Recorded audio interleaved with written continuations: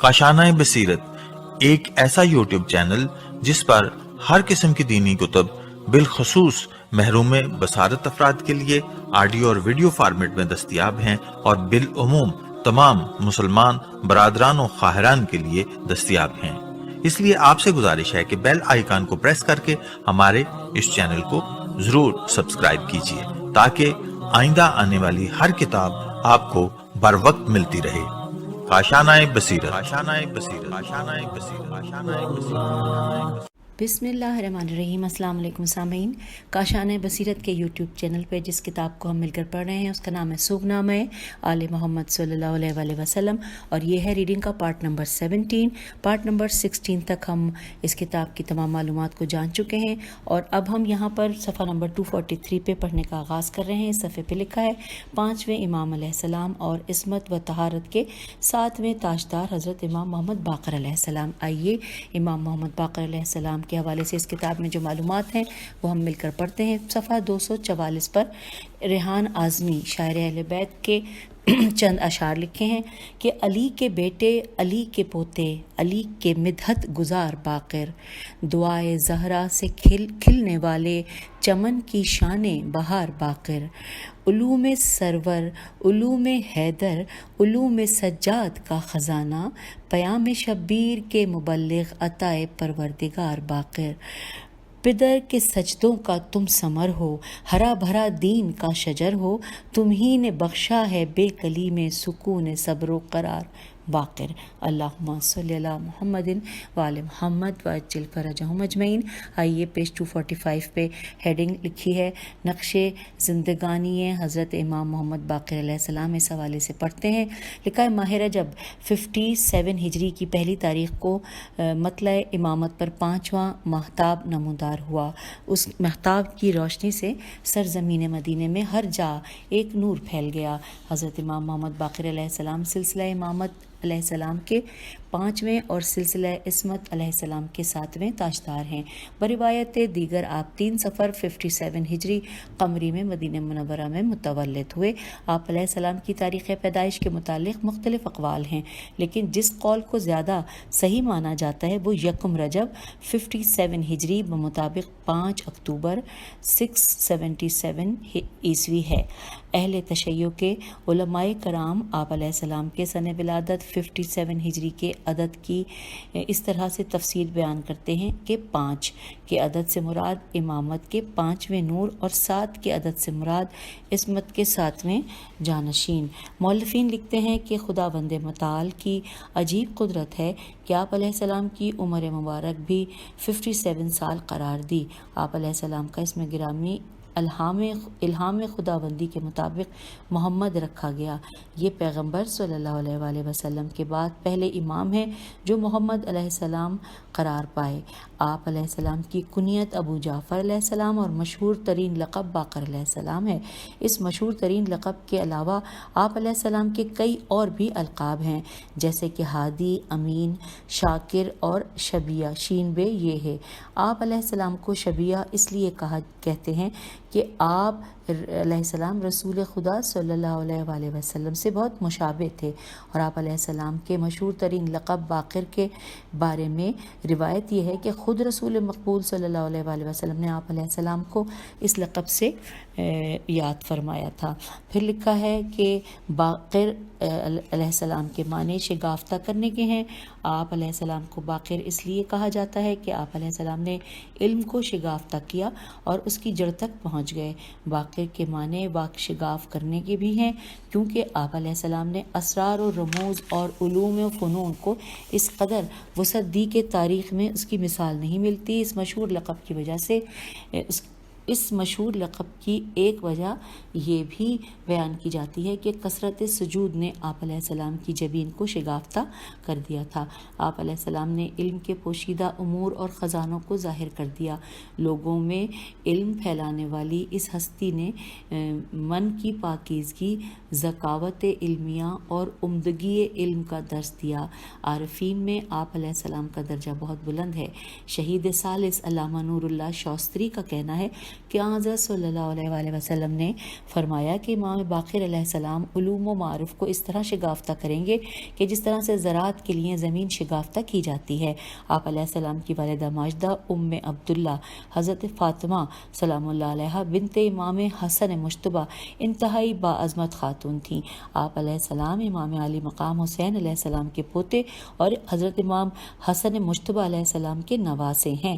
آپ علیہ السلام خاندان رسالت صلی اللہ علیہ وآلہ وسلم کی وہ پہلی شخصیت ہیں جن کی ماں بھی حضرت فاطمہ زہرا کی اولاد سے تھیں اور جن کے والد گرامی بھی حضرت فاطمہ زہرا سلام اللہ علیہ کی اولاد سے تھے۔ اسی لیے آپ کو ہاشمی من ہاشمیین اور الوی من الویین اور فاطمی من فاطمیین کہا جاتا ہے۔ حضرت امام باقر علیہ السلام چونکہ ماں باپ دونوں کی طرف سے فاطمی اور الوی تھے، اس لیے آپ علیہ السلام کو ابن الخیرتین بھی کہا جاتا ہے۔ حضرت امام جعفر صادق علیہ السلام سے منقول ہے کہ میری جدہ ماجدہ حضرت فاطمہ سلام اللہ علیہ بنت امام حسن علیہ السلام ایسی صدیقہ تھیں کہ اولاد امام حسن مجتبی علیہ السلام میں کوئی عورت ان کی فضیلت کو نہیں پہنچ سکتی تھی۔ اصول کافی میں حضرت امام محمد باقر علیہ السلام سے روایت ہے کہ ایک دن میری والدہ ایک دیوار کے سائے میں کھڑی ہوئی تھیں کہ یکایک ایک دیوار گرنے لگی۔ میری والدہ نے دیوار کی طرف اشارہ کر کے کہا کہ نہیں، ہرگز نہیں، حق مصطفیٰ صلی اللہ علیہ وآلہ وسلم کی قسم، خدا نے تجھے گرنے کی اجازت نہیں دی ہے۔ دیوار فوراً ہوا میں معلق ہو کر ٹھہر گئی اور آپ علیہ السلام اس کے نیچے سے نکل آئیں۔ اس دن میرے والد ماجد حضرت امام زین العابدین علیہ السلام نے ان کے سر سے 100 دینار صدقہ کیے۔ پھر آگے لکھا ہے کہ حضرت امام محمد باقر علیہ السلام نے 57 سال کی عمر میں پیر کے روز 7 ذی الحج 114 ہجری قمری میں شہادت پائی۔ آپ علیہ السلام کا مرقد جنت البقیع کے تاریخی قبرستان میں آپ علیہ السلام کے والد بزرگوار امام سجاد علیہ السلام کے پہلو میں واقع ہے۔ آپ علیہ السلام کا عرصہ امامت 19 سال 10 ماہ اور 12 روز بریکٹ میں لکھا ہے از 95 تا 114 ہجری بریکٹ کلوز ہو گیا پر مشتمل ہے۔ آپ کے عرصہ حیات میں عالم اسلام پر مندرجہ ذیل اموی حکمرانوں کا تسلط رہا۔ یہاں پر ٹوٹل 8 حکمرانوں کے نام ہیں: امیر شام معاویہ، نمبر 2 یزید بن معاویہ، 3 مروان بن حکم، 4 عبد الملک بن مروان، 5 ولید بن عبد الملک، 6 سلمان بن عبد الملک، 7 یزید بن عبد الملک، 8 حشام بن عبد الملک۔ آپ علیہ السلام کو 10ویں اموی حکمران حشام بن عبد الملک کے حکم سے زہر دیا گیا۔ اب اگلی ہیڈنگ ہے کم سنی کے عالم میں مصائب کربلا کو برداشت کرنا۔ اس حوالے سے لکھا ہے کہ آپ علیہ السلام کی عمر مبارک 3 سال 6 ماہ اور 10 دن تھی کہ کربلا کا سانحہ پیش آیا اور آپ علیہ السلام نے اس کم سنی کے عالم میں کوفہ و شام کے مصائب برداشت کیے اور بہت کم سن ہونے کے باوجود دامن صبر و تحمل کو ہاتھ سے نہ جانے دیا۔ آپ علیہ السلام نے واقع کربلا کے تمام آلام و مصائب کو اپنی آنکھوں سے دیکھا ہے۔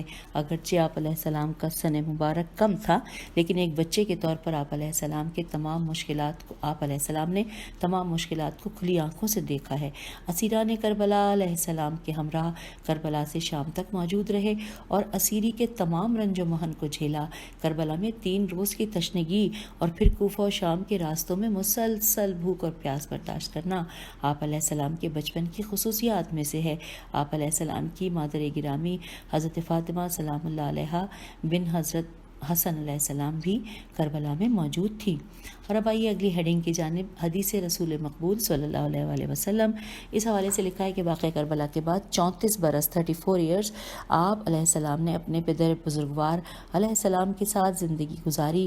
آپ علیہ السلام کی شرافت اور بزرگی کا اندازہ اس حدیث پاک سے لگایا جا سکتا ہے کہ رسول اکرم صلی اللہ علیہ وآلہ وسلم نے جابر بن عبداللہ انصاری کو اپنے جانشین اور اولیاء امر کا ذکر کرتے ہوئے ارشاد فرمایا تھا، انورٹڈ کاما، اے جابر، تم ہمارے فرزندوں میں سے ایک سے ملاقات کرو گے کہ جو نسل امام حسین علیہ السلام سے ہوگا، اس کا نام میرا نام ہوگا، اس کی سیرت میری سیرت ہوگی، وہ باقر العلوم ہوگا، وہ انبیاء علیہ السلام کے علوم ظاہر کرنے والا ہے۔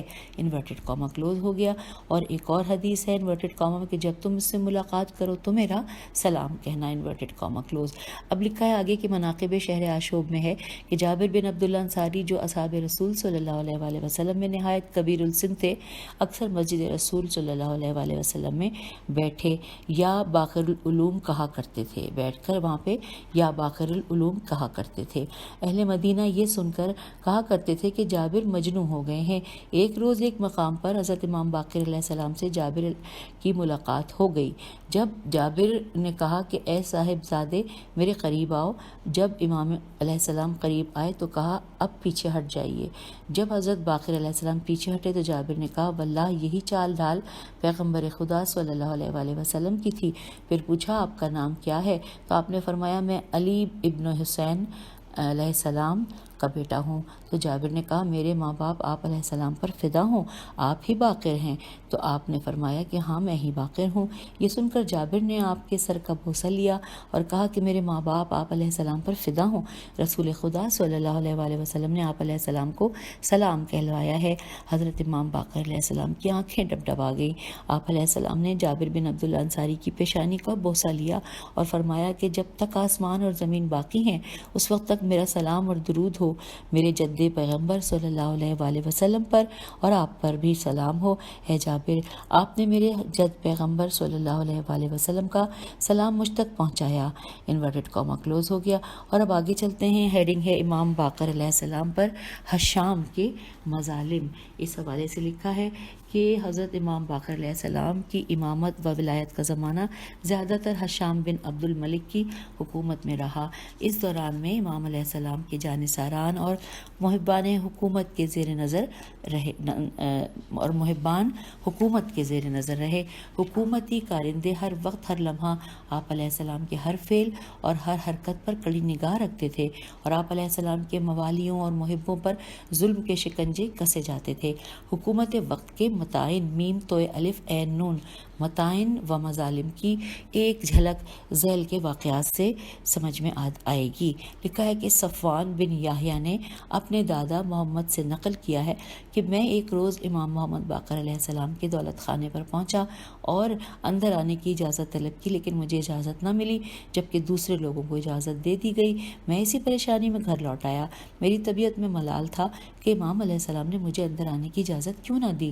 میں صحن میں لیٹا ہوا سخت پریشان تھا کہ امام علیہ السلام نے مجھ سے بے اعتنائی کیوں کی، مجھے دروازے پر کیوں روکا گیا جبکہ دوسرے لوگ اندر آ جا رہے تھے۔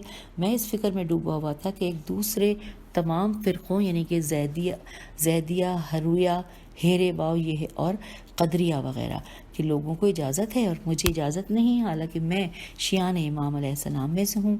میں اسی سوچ میں غرق تھا کہ اچانک میں نے دروازے پر ایک صدا سنی۔ دروازہ کھولا تو دیکھا کہ حضرت امام باقر علیہ السلام کا نمائندہ ہے۔ اس نے فوراً کہا چلو امام علیہ السلام نے تمہیں بارگاہ عالیہ میں بلوایا ہے۔ میں نے لباس بدلا اور بارگاہ امامت میں حاضر ہو گیا۔ آپ علیہ السلام نے مجھے دیکھا اور فرمایا اے محمد تم پریشان کیوں ہو؟ مسئلہ قدریہ، حرویہ اور زیدیہ کا نہ تھا مسئلہ، بلکہ میں نے جان بوجھ کر تم سے کنارہ کیا اور تم سے ظاہری طور پر بے اعتنائی برتی کیونکہ میرے پاس اس وقت حکومت کے جاسوس بیٹھے ہوئے تھے۔ میں نہیں چاہتا تھا کہ میری وجہ سے میرے محبوں کو شکنجوں میں جکڑا جائے۔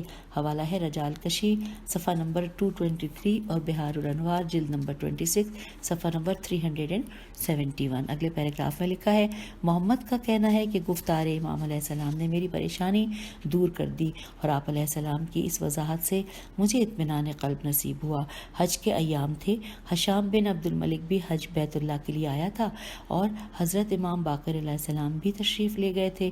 حشام نے دیکھا کہ اہل ایمان کے درمیان حضرت امام محمد باقر علیہ السلام کو غیر معمولی مقبولیت حاصل ہے تو وہ عوام الناس کے مابین آپ علیہ السلام کی محبوبیت سے بہت خوف زدہ ہوا، چونکہ اسے معلوم تھا کہ لوگ آپ علیہ السلام کو منصب امامت کا 5واں تاجدار اور جانشین احمد مختار صلی اللہ علیہ وآلہ وسلم سمجھتے ہیں، اور اسی لیے وہ آپ سے بے پناہ حسد کرتا تھا اور ہمیشہ موقع کی تلاش میں رہتا تھا کہ کس طرح سے آپ علیہ السلام کو اذیت پہنچائے۔ پھر لکھا ہے کہ اس سال حضرت جعفر صادق علیہ السلام بھی اپنے پدر بزرگوار کے ساتھ حج کے لیے تشریف لائے ہوئے تھے۔ ایام حج کے دوران میں حشام نے ایک ایک منظر دیکھا کہ ایک جگہ بہت بڑی تعداد میں اہل ایمان و اسلام جمع ہیں۔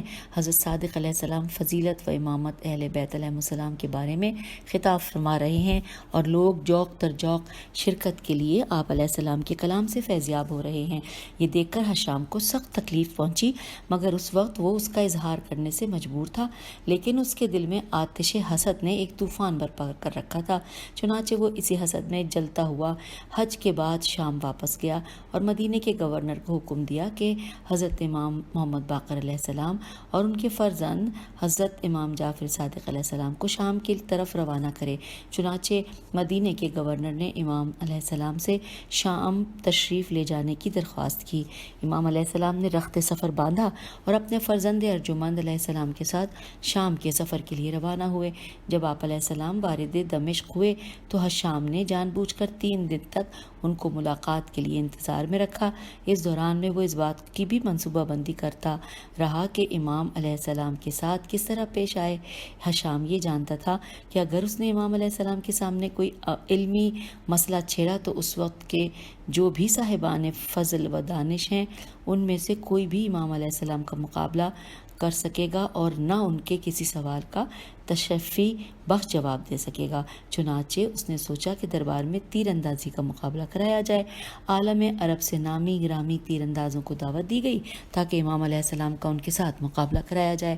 ان کا خیال تھا کہ امام علیہ السلام کو تیر اندازی کا فن نہیں آتا اور دوسرے تیر انداز جو اس فن کے ماہر مانے جاتے ہیں تیر اندازی کے اس مقابلے میں امام علیہ السلام پر سبقت لے جائیں گے۔ اس طرح خاندان رسالت صلی اللہ علیہ وآلہ وسلم سے رنجش کے اظہار اور دلوں میں ان کی عظمت کم کرنے کا موقع بھی مل جائے گا۔ چنانچہ حشام نے ماہر تیر اندازوں کو مقابلے میں شرکت کی دعوت دی اور حضرت امام باقر علیہ السلام کو بھی شرکت فرمانے کے لیے درخواست کی۔ جب امام علیہ السلام تشریف لائے تو حشام نے پوچھا کہ کیا آپ علیہ السلام بھی تیر اندازی کے اس مقابلے میں شرکت فرمائیں گے؟ امام علیہ السلام نے فرمایا مجھے اس سے باز رکھ۔ حشام اس غلط فہمی میں مبتلا ہو گیا کہ آپ علیہ السلام شاید مقابلے سے گریز کر رہے ہیں، اس لیے آپ زیادہ اصرار کرنے لگا، پھر قسمیں اور واسطے دینے لگا اور وہ سمجھتا تھا کہ امام تیر چلانا جانتے ہی نہیں ہیں، آپ علیہ السلام نشانہ نہیں لگا سکیں گے اور آپ علیہ السلام کی ان تیر اندازوں کے اور اہل دربار کے سامنے سکی ہوگی۔ چنانچہ اس نے بے حد اصرار کے ساتھ آپ علیہ السلام کو تیر اندازی کے لیے آمادہ کیا اور ایک درباری کو اشارہ کیا کہ فوراً تیر کمان حاضر کیا جائے۔ امام علیہ السلام حشام کے بے حد اصرار پر اٹھے، تیر کو چلہ کمان میں توڑ جوڑا اور جس جگہ کو نشانے کے لیے معین کیا گیا تھا وہاں ایک تیر پھینکا جو اس نشان کے بالکل درمیان میں جا کر پیوست ہوا اور اسی طرح سے آپ یکے بعد دیگرے تیر پھینکتے رہے۔ ہر تیر پہلے والے تیر کے سوفار میں پیوست ہوتا رہا، یہاں تک کہ 9 عدد تیر ایک دوسرے کے سوفار میں پیوست ہو گئے۔ آپ علیہ السلام کی مہارت اور تیر اندازی کے اس فن کو دیکھ کر اہل دربار تحسین و آفرین کے نعرے بلند کرنے لگے اور ہر دل میں امام علیہ السلام کی مہارت کا سکہ بیٹھ گیا۔ حشام نے جب یہ منظر دیکھا تو اسے اپنے ناپاک ارادوں کے سارے تار بود بکھرتے ہوئے دکھائی دیے، لیکن اس نے اپنی جھیپ مٹانے کے لیے کہا کہ کیا کہنا، اے فرزند رسول صلی اللہ علیہ وآلہ وسلم، اے ابو جعفر علیہ السلام، آپ علیہ السلام تو دنیا عرب عجم میں سب سے بڑے اور سب سے زیادہ ماہر تیر انداز ہیں، آپ علیہ السلام کس لیے عذر فرما رہے تھے؟ اس کے بعد حضرت امام باقر علیہ السلام اور حضرت صادق علیہ السلام کا پورے دربار میں غیر معمولی احترام کیا گیا۔ پھر حشام نے آپ علیہ السلام کی عظمت و شان میں کہا کہ آپ علیہ السلام تو پورے عرب و عجم کے لیے سرمایہ افتخار ہیں۔ پھر پوچھا کہ کیا آپ علیہ السلام کے فرزند جعفر صادق علیہ السلام بھی اس فن میں مہارت رکھتے ہیں؟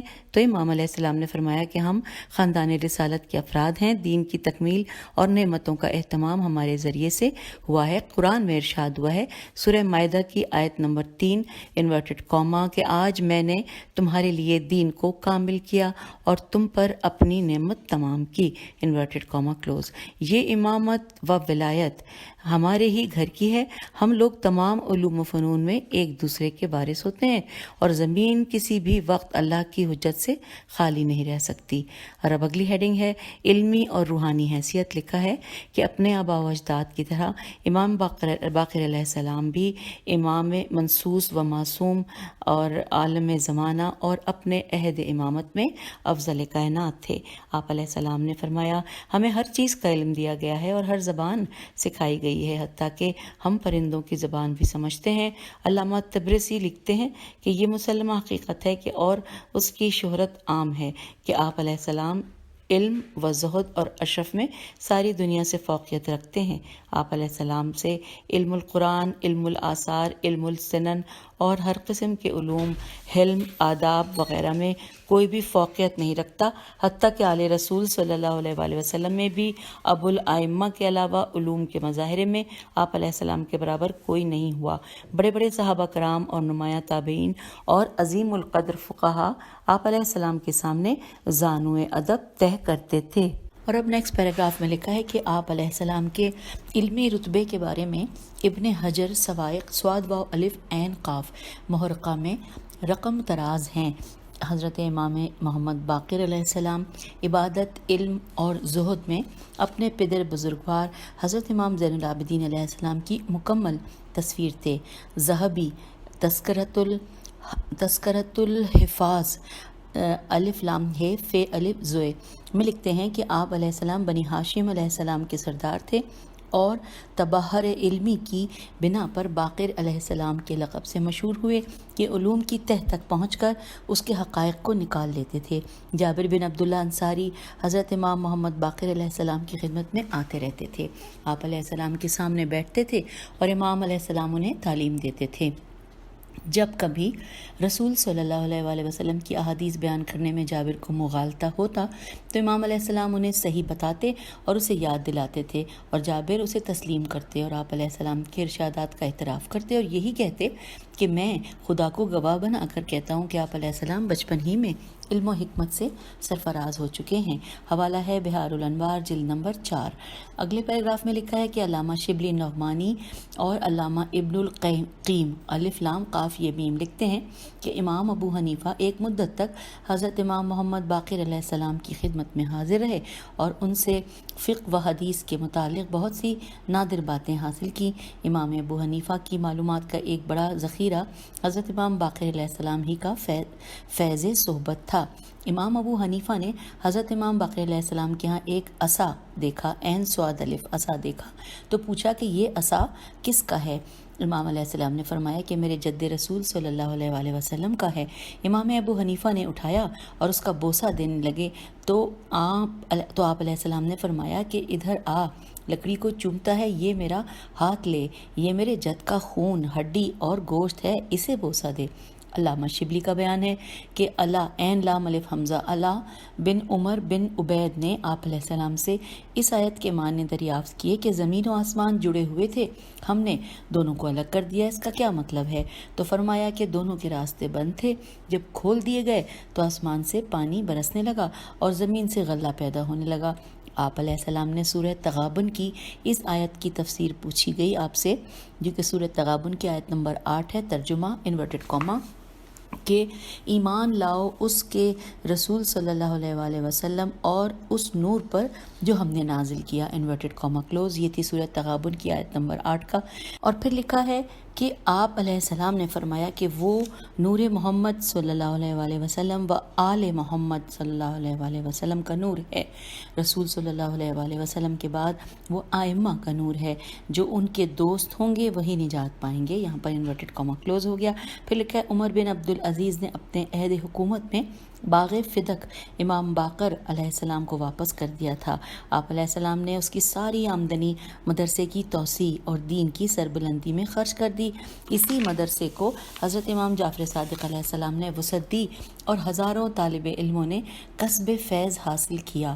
اب اگلی ہیڈنگ آ گئی ہے پیج 254 کے اوپر کہ معجزات امام باقر علیہ السلام۔ اس ہیڈنگ میں لکھا ہے اس کے حوالے سے کہ ہر امام علیہ السلام صاحب معجزہ ہوتا ہے۔ حضرت امام علیہ السلام سے بہت سے معجزات منسوب ہیں جن کی تفصیل بہت زیادہ ہے، یہاں ان تمام معجزات کو سپرد کرتاز کرنا ممکن نہیں، البتہ ان میں سے چند ایک پر اکتفا کیا جاتا ہے۔ ابو بصیر روایت کرتا ہے کہ ہم امام محمد باقر علیہ السلام کے ساتھ مسجد میں داخل ہوئے، لوگوں کی ایک بڑی تعداد مسجد میں آ جا رہی تھی۔ حضرت امام علیہ السلام نے مجھ سے فرمایا، ذرا لوگوں سے پوچھو کہ وہ امام علیہ السلام کو دیکھ رہے ہیں؟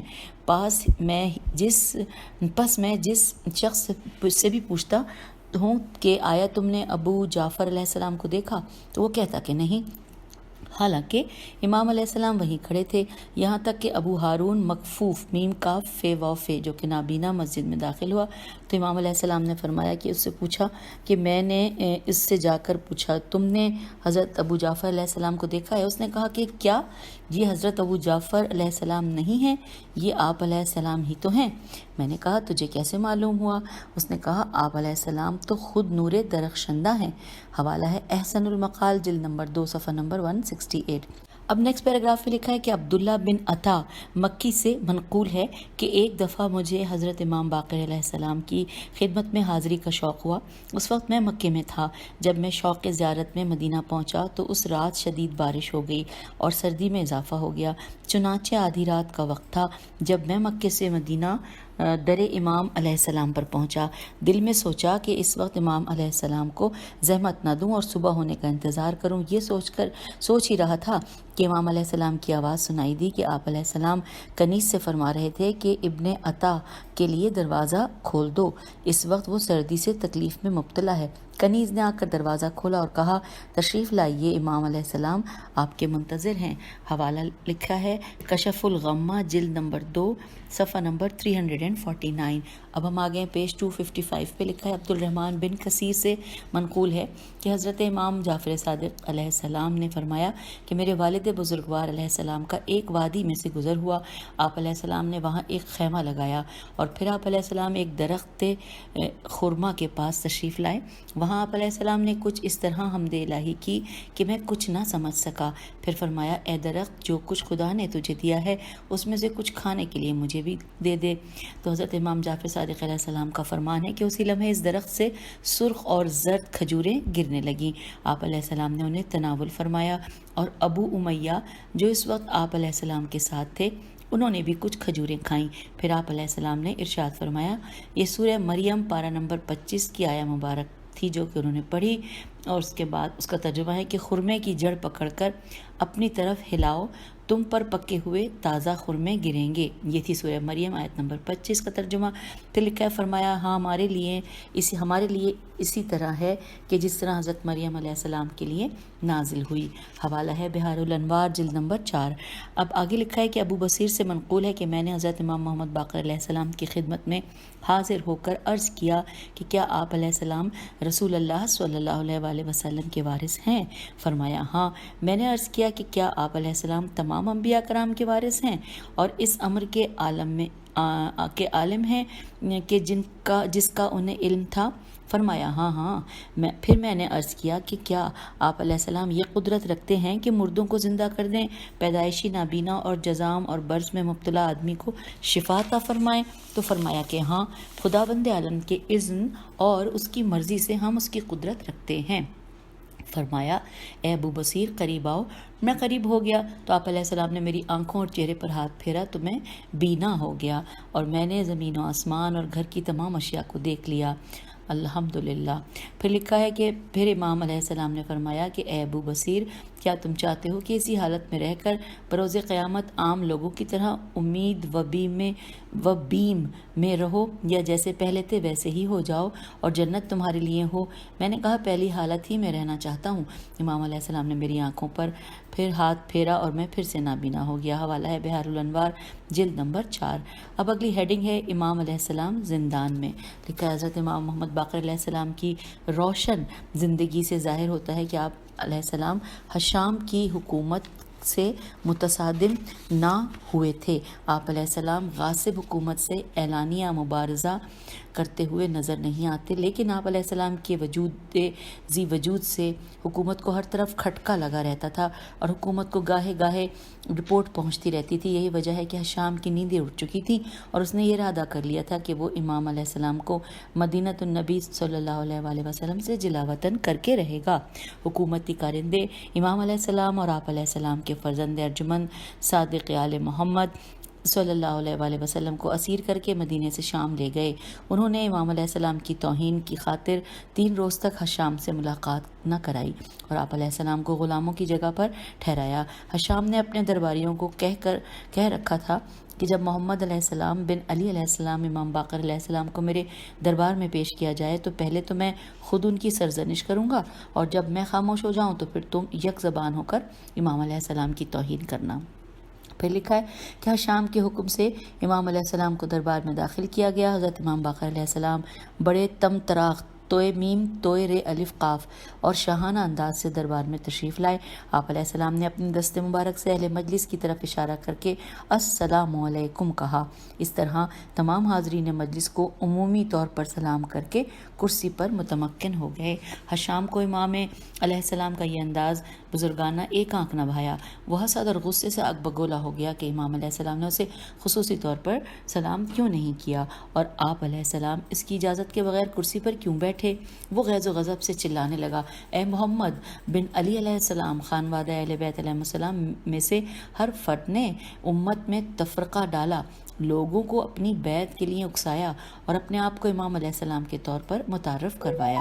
جب حشام خاموش ہوا تو اس کے بعد اہل مجلس نے طے شدہ پروگرام کے مطابق آپ علیہ السلام کی اہانت کی۔ آخرکار یہ سب خاموش ہو گئے۔ امام فوراً اپنے مقام پر کھڑے ہو گئے اور اہل مجلس سے مدلل خطاب فرمایا اور ان کے مردہ ضمیروں کو اس طرح جھنجھوڑا کہ اے لوگوں، تم کہاں جا رہے ہو اور تمہیں کہاں لے جایا جا رہا ہے؟ خدائے متعال نے تم سے پہلے لوگوں کی ہدایت بھی ہم سے کروائی اور تمہارے آخری افراد کی ہدایت بھی ہم ہی سے ہوگی۔ اگر تم نے چند روزہ حکمرانی سے دل لگا لیا ہے تو ہم سے تو ابدی بادشاہی سے لو لگا رکھی ہے۔ ہم کو خدا نے عزت دی ہے اور جس کو خدا عزت دیتا ہے اسے کوئی ذلیل نہیں کر سکتا۔ چنانچہ ارشاد الہی ہے کہ انجام خیر متقی لوگوں کے لیے ہے۔ اب آگے چلتے ہیں۔ لکھا ہے کہ یہ سن کر حشام کو غصہ آ گیا اور اس نے آپ علیہ السلام کو قید خانے میں ڈال دینے کا حکم دیا۔ چنانچہ آپ علیہ السلام کو قید کر لیا گیا۔ کوئی زیادہ وقت نہ گزرا تھا کہ امام علیہ السلام کے طرز زندگی، رفتار علم و عمل اور سیرت و کردار نے قیدیوں کی ہمدردیاں حاصل کر لی۔ سارا زندان امام علیہ السلام کی محبت کا اسیر ہو گیا۔ پورا قید خانہ محبان آل اطہار علیہ السلام کا نقشہ پیش کر رہا تھا۔ چنانچہ حکومتی کارندے پھر سے پریشان نظر آنے لگے اور انہوں نے قید خانے کی ساری رپورٹ حشام کے گوش گزار کی اور حشام سے کہا کہ اگر امام یہاں رہے تو انقلاب برپا ہو جائے گا۔ اس رپورٹ نے حشام کی نیندیں اڑا دیں اور اسے پریشان حال کر دیا۔ وہ حالات و واقعات کا جائزہ لینے کے بعد وہ اس نتیجے پر پہنچا کہ امام علیہ السلام کو شام سے رہا کر دیا جائے، لہٰذا اس نے حکم دیا کہ امام علیہ السلام کو حکومتی کارندوں کی زیر نگرانی شام سے مدینہ پہنچایا جائے اور حکم دیا کہ راستے میں کچھ کھانے پینے نہ دیا جائے۔ آپ علیہ السلام جب مدینہ پہنچے تو اہل علاقہ سے خورد و نوش کا سامان طلب کیا، لیکن لوگوں نے سامان دینے سے انکار کر دیا۔ آپ علیہ السلام نے پہاڑ پر جا کر ان لوگوں کے لیے بد دعا کا ارادہ کیا تو ایک شخص نے قوم کو پکار کر کہا کہ اے لوگو، اسی جگہ حضرت شعیب علیہ السلام نے بد دعا کی تھی، خبردار، اب عذاب نازل ہونے والا ہے۔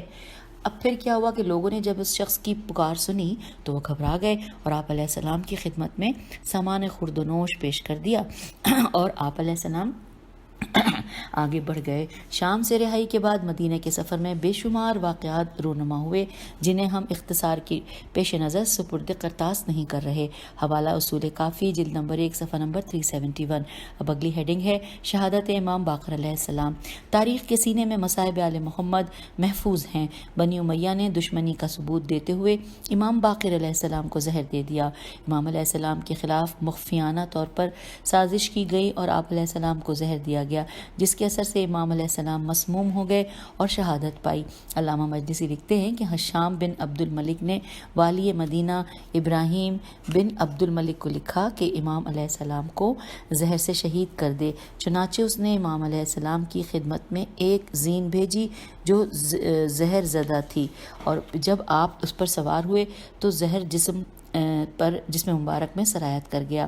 حوالہ مناقب ابن شہر آشوب جلد نمبر 4 صفحہ نمبر 210۔ پھر لکھا ہے بعض مورخوں نے لکھا ہے کہ حشام کے حکم پر یزید بن حسن نے زہر گھوڑے کی زین پر مل دیا اور گھوڑا آپ علیہ السلام کے سامنے لایا گیا۔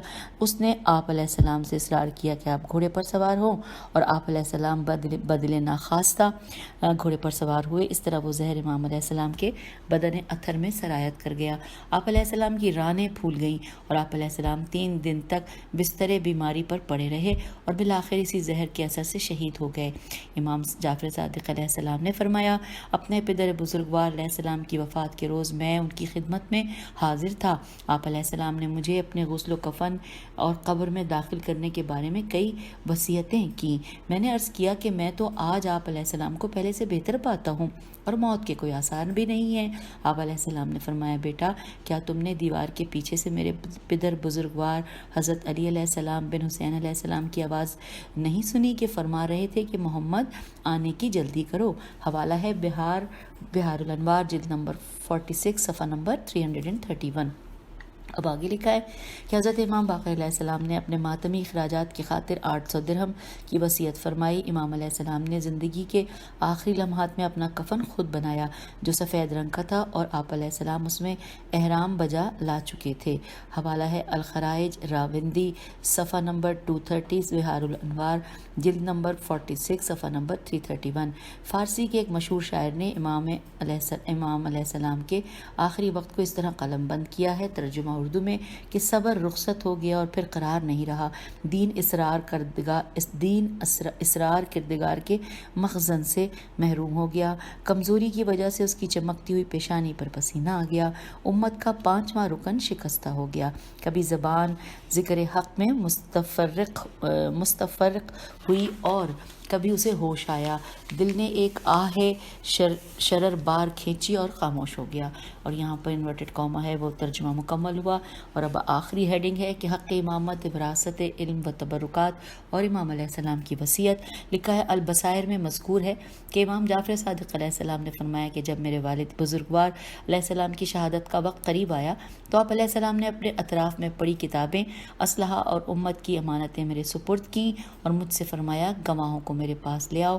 میں نے قریش کے 4 افراد جن میں عبداللہ بن عمر غلام نافع بھی تھا پیش کیے۔ آپ نے ان گواہوں کی موجودگی میں فرمایا وصیت لکھے۔ یہ وہ وصیت ہے کہ جو حضرت ابراہیم علیہ السلام اور حضرت یعقوب علیہ السلام نے اپنے فرزندوں کو کی تھی۔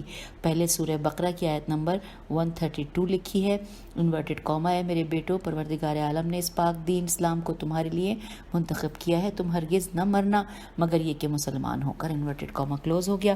لکھا حضرت امام محمد باقر علیہ السلام نے اپنے فرزند ارجمند جعفر بن محمد کو وصیت کی کہ مجھے اس چادر میں کفن دیا جائے جس میں میں نماز جمعہ پڑھا کرتا تھا، مجھے امامہ پہنایا جائے اور میری قبر کو 4 کونوں والی بنایا جائے اور اسے 4 انگلیوں کے برابر زمین سے بلند کیا جائے، نیز دفن کے وقت کفن کی گرہوں کو کھول دیا جائے۔ پھر آپ علیہ السلام نے حکم دیا کہ گواہ چلے گئے، وہ چلے گئے تو میں نے پدر بزرگوار سے کہا کہ بابا جان اس وصیت کے لیے گواہوں کی کیا ضرورت تھی؟ آپ علیہ السلام نے فرمایا اے فرزند ارجمند، میں نہیں چاہتا تھا کہ امر امامت مخفی رہے اور لوگ کہیں کہ وصیت نہیں ہوئی، میری خواہش تھی کہ اتمام حجت ہو جائے۔ حوالہ ہے اصول کافی جلد نمبر 1 صفحہ نمبر 307۔ حضرت امام جعفر صادق علیہ السلام سے منقول ہے کہ عمر بن عبدالعزیز نے ابن حزم حیز میم کو خط لکھا کہ امیر المومنین حضرت علی علیہ السلام، حضرت عمر اور حضرت عثمان رضی اللہ کے اوقاف کا حساب کتاب مجھے بھیج دو۔ ابن حزم نے زید بن امام حسن علیہ السلام سے جو اولاد امام علیہ السلام میں بلحاظ عمر بڑے تھے رابطہ کیا اور ان سے متعلق پوچھا۔